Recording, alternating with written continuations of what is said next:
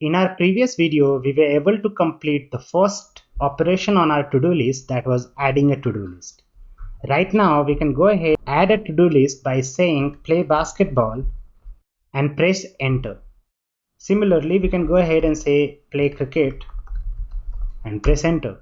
And we can see we are able to add multiple to-do lists. In this video, what we are going to do is to add two more features, that is toggling a to-do list and deleting a to-do list. Before going ahead and doing that, let's just take a recap of what we have built till now. So we have two variables, input text and root, that is selecting the input element, and the root element, that is UL. We have our variable, that is all to-dos, that stores all the to-dos. Next is we are adding an event listener of type keyup, and when that happens, we are calling this function handle input. What handle input function does, it accepts the event object, takes out the value from input element. If the key pressed is enter and there is not empty value, it goes ahead and create an object with name and isDone property. Add this to-do list into our all to-dos. And after that, it calls a function called createUI. What createUI does is it takes the data, loops over it, create the structure by doing create element. For each to-do list, it appends in the root element, that is UL. Let's go ahead and complete our delete functionality from here. To complete delete, let's go ahead and see what we need to do. So here what happens is, as soon as you click on the cross here, you can see that to-do list is gone. So the first thing we can understand from here is we need to add an event listener of type click on this element. So the delete element is our span element. So the first thing we'll do is we'll go ahead and say span.add event listener and we'll pass click. When that happens, you need to call a function called handle delete.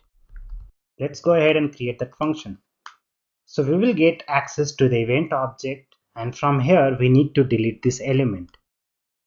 To test the element, we'll see console.log event.target.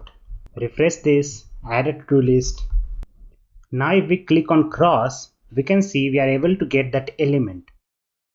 We click on another cross, and here what we can see is both these elements looks exactly the same.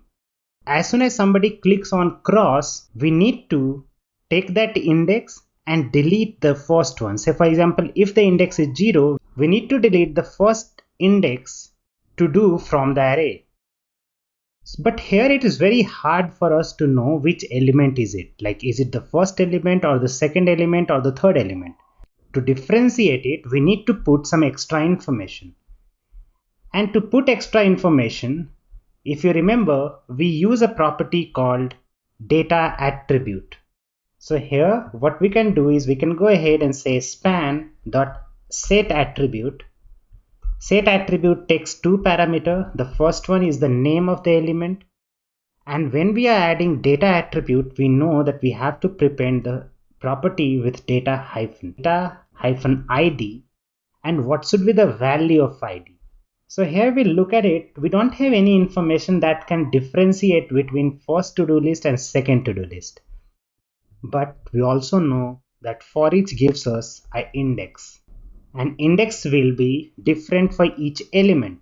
So for now, we'll fix it later, but for now, we'll just use index. And when we refresh the app now, so here we are having to write this to-do list again and again every time we are refreshing the page. So why not add the information here?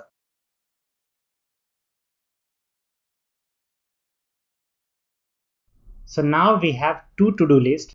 It will not show here because this function createUI is only called when you press enter. So if we go ahead and press enter, we'll see that is there, but it will not come when we refresh the page. So we'll call createUI outside in the global scope itself. So now it is working for us. So let's click on cross and this cross. Now when we look at this information, we can see the first one is 0, the second one is 1. In that way, we know the index of the element that we have to delete. If somebody is clicking on first one, we have to delete basketball. But when somebody is clicking on second one, which has an index of 1, we have to delete cricket. So this is what we needed. So here, to access this property, we know we have to go into a property called data set that has a property called ID, because all the property that you send to data attribute goes into the dataset property, and we can access it by event. The target is our element, that is span. Span has a data attribute of ID, so we are accessing dataset.id. Let's go ahead and click on it. This is 0, this is 1. We'll say hello just to test. And now when we click on this one, we can see the ID is different for each one of them. So in that way, we know which one to delete and which one to not. Let ID is equal to, this is our ID. And what do we need to do is, like, say for example, if we have an ID of 0, we need to delete this and call the function createUI. So to delete an element from array, we use slice or splice. All to do's dot splice. Splice takes two parameters. The first one is, where do you have to start from? So I have to start from the index. Say for example, the ID for the first one is 0. So I'll have to delete from 0. And how many elements do I have to delete? So I have to delete one element. So I'll go ahead and say ID, comma, 1. It means that start from ID and delete one element. Let's see if it is working or not. And to test, we'll go ahead and say console.log all to do's. Let's test it. So this is the first element. We'll click on it. Now all to do's had just one element. Now if we click on basketball, the ID of this is 0. So we can see the only thing left is cricket. So it is working for us.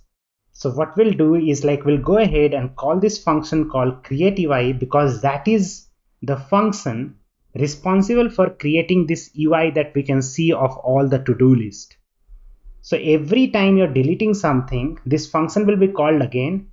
This function will go through all to-do list, and because you have already deleted something from all to-dos, you can get a new data. So let's see that. So now if we click on cricket, we can see that is gone. Similarly, basketball, gone.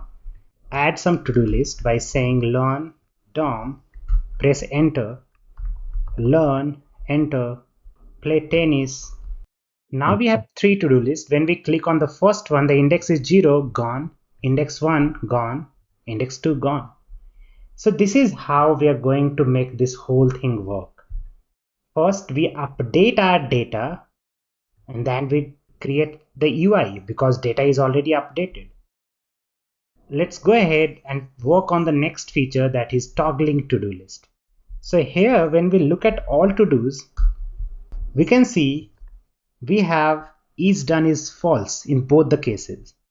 What if we go ahead and make it something like true and refresh it? We can see this is already check marked. Let's go and do it again. True, refresh it. So checkbox checked property depends on the value of is done, because we have input.checked is equal to todo.isDone. So right now we have both the properties true.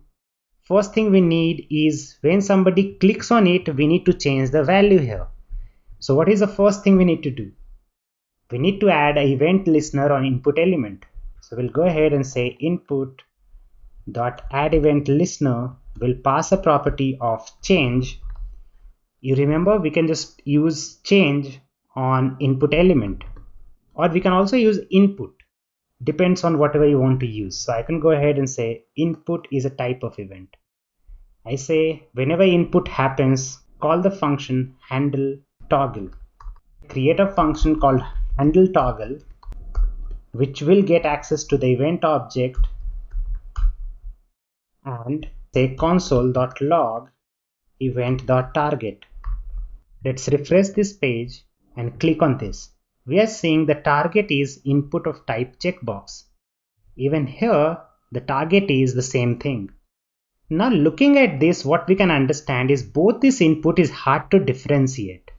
So similarly, what we did earlier, we can add a data attribute. To add data attribute, input dot set attribute and pass a property of data hyphen id, and the value will be index. Now if we refresh this page, can we differentiate them? Of course we can, because we can see the data id is 0, data id is 1. So we'll access the id property from here by saying event.target.dataset.id. So event.target is the input element. Input element has a property of data id. So we'll go into dataset and access the id property from here. So we got access to id. Now what we need to do? We need to change this value from true to false and false to true. So let's go ahead and do that. We'll say all to dos. I want to access the id, whatever id is. For the first one, 0th index, second one is first index. So I want to access whatever is the first one and change the is done property. So I want to change the is done property to say right now it is true, so we'll make it false. Let's refresh it. So we click on it and the thing is gone. Similarly, we click on it and it is gone. Let's look at all to dos.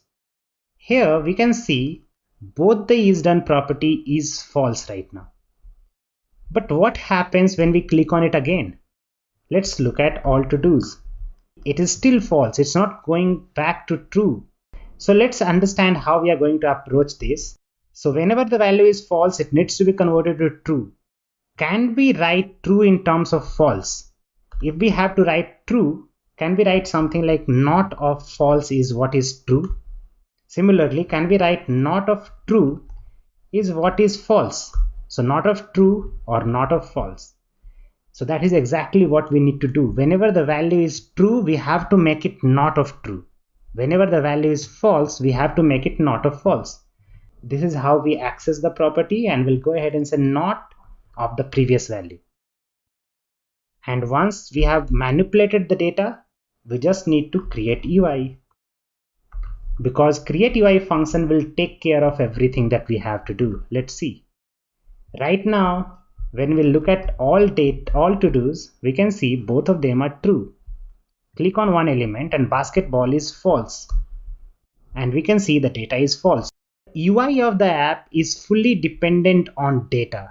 Once you change data, the UI should always change. So what does it mean is, like, as soon as I change this unchecked to checked, the value of is done should be true. Let's see if it is true or not. Both the values are true. Let's remove it. Now the data should be is done should be false here. And we can see first one is true, second one is false. So there is also a concept that UI, whatever you can see, should be the function of data. So this is my data. If I pass this data inside create UI should be able to call this function. To make this function even better, like create UI function a pure function, what we can do is here we are using root element and all to dos variable from outside. What if whenever we call this function, we pass those values? Like I can just go ahead and pass all to dos, and root element is root. We have selected root from here. So we can pass it from here. Similarly, we can pass the same thing and different places here and here and here. And this function will accept two parameters. The first one will be data and the second one will be root element. And here instead of saying root, we'll say root element. And instead of all data, we'll just go ahead and say data. So now let's check our application properly. These two dummy to-dos, and refresh this app. We don't have anything. First feature is adding a to-do list. We'll say play basketball. Press enter. It is added. Everything is working properly. We'll go ahead and say play cricket. Press enter and we can see we have two to-do lists. Clicking on cross button can delete that, and clicking on checkbox can toggle is done property. So let's go ahead and look at all to dos. We can see the property from here. All the features are working properly now. The only thing is, you remember in last counter refactoring we saw is like people can just go ahead and change this from a single to-do list so to empty. People can access those variables so they can manipulate those variables. To fix that problem, I can go ahead, wrap the whole thing into a function called main and call that function here in the end. We'll go ahead, call main, refresh the page, and even now we can see 1 enter, 2 enter, 3 enter, 4 enter. We can delete 1, delete 2, click on top 3. If we say all to dos, we cannot access it because it is inside the scope of main function and you cannot access. So now you will go ahead and complete the to-do list by adding 3 more features, all active and completed,